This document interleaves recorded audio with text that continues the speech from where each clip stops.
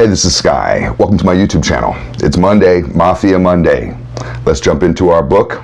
We're going through every scene of all three novels that I wrote about the Los Angeles Syndicate. The first book is titled California Gangsters. We're following our main character, Simon Castro, as he's about to start his own crew. He just got the go-ahead from the LA family. His father has a master plan, and we talked about that in the last video. You can go watch the last video. We do this every Monday, and maybe you could catch up. I got Mr. Snubby ready to rock and roll as always. Set your mood right. Let's jump into it. This scene might be a little shorter. We're going to end off chapter 8. I write short chapters. You know why? Because when I read, I like short chapters when I read, and it makes me feel like I'm getting somewhere. Nothing worse than a long chapter. You sit there and read for an hour and a half and you realize you're only halfway through the chapter. So let's jump into it. California Gangsters, the Los Angeles Syndicate, Mafia Monday. After the day at the shooting range with my father, I went to my favorite dive bar, Bordner's Lounge, over in Hollywood, to have a drink with my new friend Mica.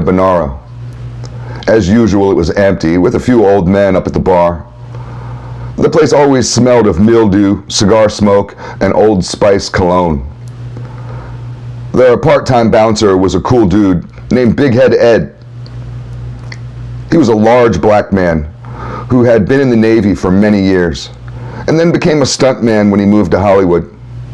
And he was a smart guy and liked to talk about the stock market and politics to anyone who would listen. I stood at the entrance talking with Big Head about politics and money when Mica finally showed up. We gave each other a handshake and a quick bro hug. I said, "Mica, my friend, thank you for coming up here on such short notice.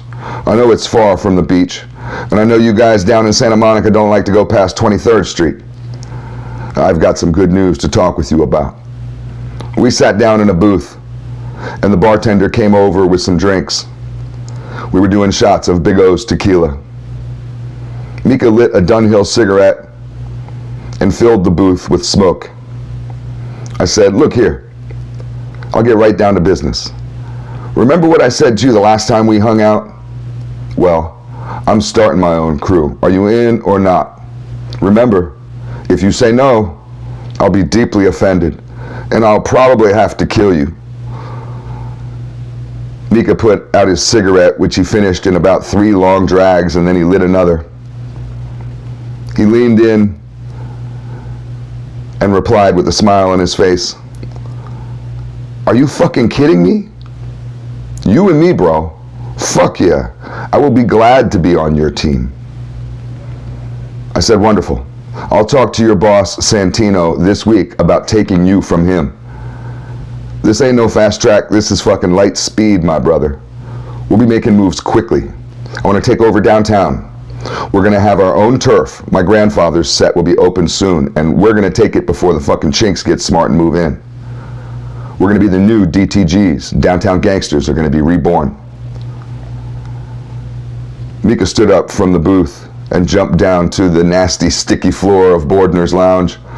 He began to doing push-ups like a crazy person. I burst into laughter, and the bartender yelled over to us with an angry expression, "Hey, Mica, this ain't Venice fucking Beach. We don't do that up here." I was laughing at the antics and said, "What the hell are you doing, man?" Mica had a wild look in his eyes, and he replied, "I got energy, bro. Let's go work out. They got a gym down by the beach that's open 24 hours. I said, "Go run around the block or something. I ain't going nowhere. I just got drinks." Mica slammed back his shot of Big O's in one gulp, took his jacket off, took his shirt off, leaving only his tank top on. He replied, "I'll be right back." I was laughing so hard that I almost peed myself. Mica ran out of the bar while Big Head Ed sang the song to the Rocky movie as loud as he could down the block. Mica bolted down the street, pushing people out of his way, and made his way around the corner. Within about 2 or 3 minutes, he came running back into the bar, sweaty and out of breath. He came over to my darkened booth in the corner and wiped his forehead and armpits down with a pile of napkins from the table. After he put his shirt back on, he picked up a shot from the table, looking at me fondly, like he wanted to kiss me. And he said, "Cheers, saluti, long live the Don, Simon Castro." So we're going to end it here. We'll pick up chapter 9 next Monday.